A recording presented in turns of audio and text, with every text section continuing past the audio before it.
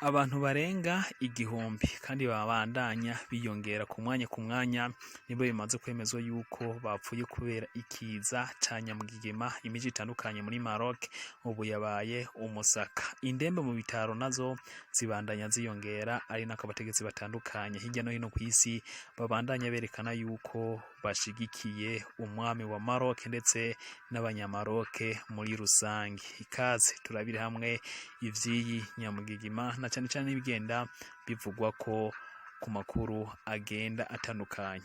Nizere yuko uri umwe mu bakurikira runo rubuga rwacu rwa Idasanzwe TV, ari impamvu ndagusaba kugira subscribe nimba utarabikora kugira ngo amakuru atandukanye uze urayaronkera ku gihe.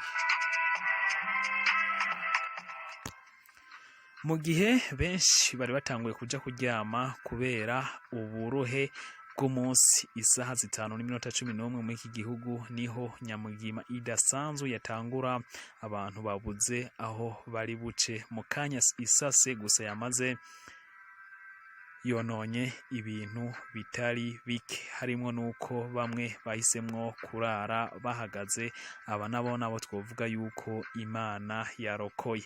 Kugeza isaha 2 z'ijoro z'uyu wa 9 Nyakanga umwaka 2023 umushikiranganje w'intwaro yo hagati mu gihugu Al-Aula avugira kuri televiziyo y'igihugu yemeje ko abamaze guhitanwa n'iki kiza ca Nyamugigima bageze ku 1037 mu gihe abandi 700 vyemeje ko bakomeretse. Ibi vyerekana ko ibitigiri vyagiye vyiyongera na cyane cyane kuva ko muri kano gatondo ko kuri uyu wa 9 Nyakanga umushikiranganje yari yerekanye ko abantu bashika 269 ari bamaze gupfa naho 153 bagakomereka. Bivuze ko mu masaha ashika 12 gusa yigwije ko ibice hafi 40%.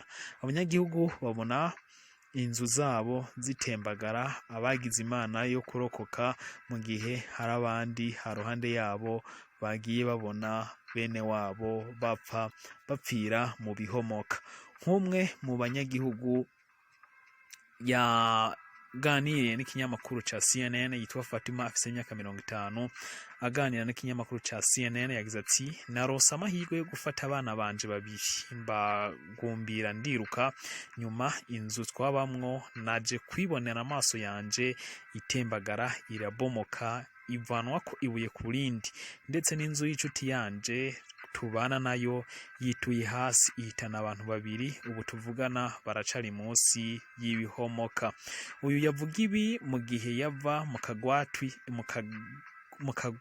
kagwati ka Asini hafi yahatanguriye iyi Nyamugigima canke se muri epicentre. Nyamugigima ubwayo yatanguriye mu misozi Atlas mu gice cyo mu ntango z'imisozi mu makomine. Nyamugigima ubwayo yatanguriye mu misozi Atlas mu gice cyo mu ntango z'imisozi mu makomine abamwo abantu batunzwe n'ubworozi mu gace ka Igir mu ntara ya Al-Haouz, asanzwe abantu bakora imyimenyerezo ya ski bakorera ko mu misozi ikunze kurangwamwo n'amabarafu ya Ukameiden, n'agace katari gasanzwe kamenyeremwo cyane za Nyamugigima. Ibi ubwavyo bigatuma n'ubwirinzi mu nyubako hafi aho butisunganamba ubukomezi busabwa hagendewe mu kugwanya kino kiza. Ni nayo mvo hamwe mu hantu hajegejwe cyane ni Nyamugigima ni gisagara kigira 4 mu bunini ca Marrakesh, cari gisanzwe gifise abantu bakibamwo barenga 840. Reka wari usanzwe rero uyu muji wa Marrakesh wari umuji watowe na MONUSCO nk'umuji w'umuco canke se World Heritage Site. Al-Haouz intara Nyamugigima yatanguriyemwo isanzwe iherereye mu gice c'uburaruko gishira ubuseruko, naho aho yatanguriye hari ku birometero bishika 75 vya Marrakesh. ibi ubwavyo vyerekana uburyo iki gice cahababariye cyane gusa si kino gice gusa twavuga yuko habonetse Nyamugigima canke se habaye ukubabazwa bikomeye kuko n'izindi ntara twavuga nka Uruzazat, Izalar, Chichachua na Taluda nazo zababariye bikomeye. Akarorero igisagara ca Iswane kiri ku birometero bishika 180 na Igil ku birometero 200 mu burengero bwa Marrakesh navyo ivyo bisagara bikaba vyagiye bihumvikana cyane Nyamugigima inyuma ndetse yanageze Iraba ku mugwa mukuru w'iki gihugu ku birometero 350 naho abanyagihugu baho bakaba bashoboye kumva ino Nyamugigima. Ukumvikana kure kw'inyamugigima vyerekana ubwavyo urugero n'uburemere bw'inyamugigima kuko yari ku rugero rwa 6.8 ku gipimo ca Richter. Iyi igashobora guteza canke se kino gipimo igashobora guteza ivyago vyinshi nkuko vyemezwa na United States Geological Survey canke se USGS nkuko ibitangaza. Mu buja kuzimu rero akaba ariho ino Nyamugigima yahereye ku birometero 18 gusa hari n'abandi bemeza yuko iyi Nyamugigima yari ku rugero rwandwi n'igice kimwe. Igice ca Maghreb ni kimwe mu bikunze kurangwamo na za Nyamugigima kuko abakora ubushakashatsi bw'isi berekana ko buri mwaka izishika 50 ziba nubwo benshi badashobora kuzumva. Ndetse tugiye kure ntiwonasanga namba ari iyi ya mbere gusa ihitanye abantu muri kino gice kuko kwigenekerezo rya 29 Ruhuma mwaka wa 1960 habaye Nyamugigima ikaze ku rugero rudasanzwe hafi y'umuji wa Agadir. Abantu bari hafi y'ibihumbi 1216 bakaba barashoboye kubura ubuzima.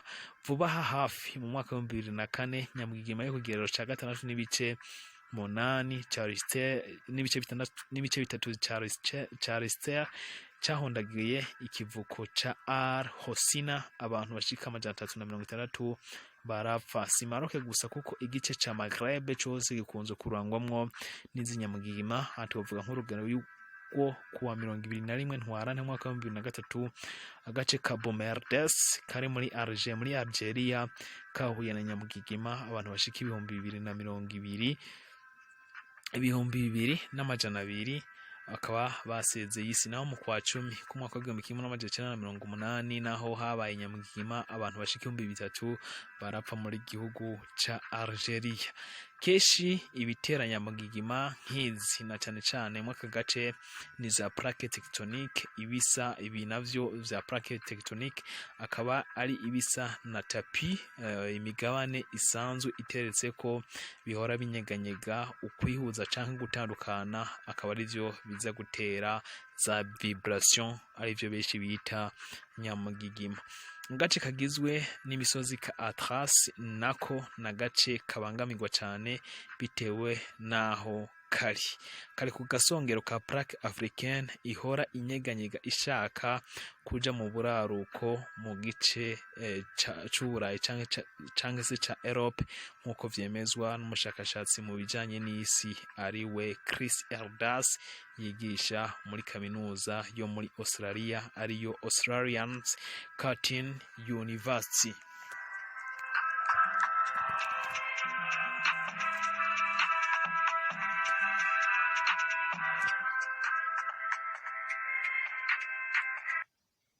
Kuri ubu umwami Mohamed wa kane wa Maroc yasavye abasirikare gukora uko bashoboye kugira barokore ubuzima bw'abari mu bihombo ndetse no mu bihomoka.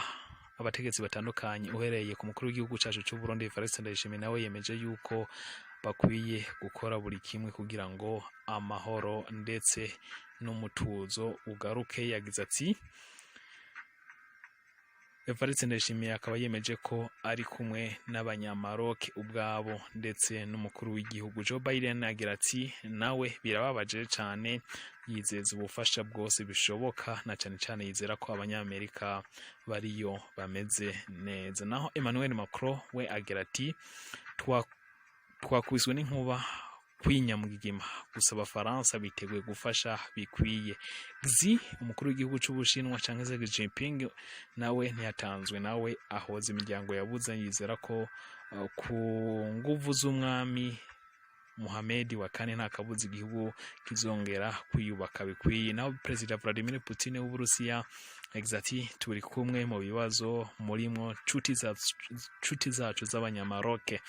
Ndetse na Erdogan nawe ntiyatanzwe, aho yerekanye ko nyabuna yababajwe n'abantu bose bapfuye. Tubibutsa yuko President Recep Tayyip Erdogan nawe igihugu ciwe caheruka guhura na Nyamugigima kwigenekerezo rya 6 Ruhuma uyu mwaka, abashika 52 batakaje ubuzima. Kuri ubu abantu batari bake muri Maroc ntibafise aho kuba naho kurara, ndetse bakaba bavuze n'amazi.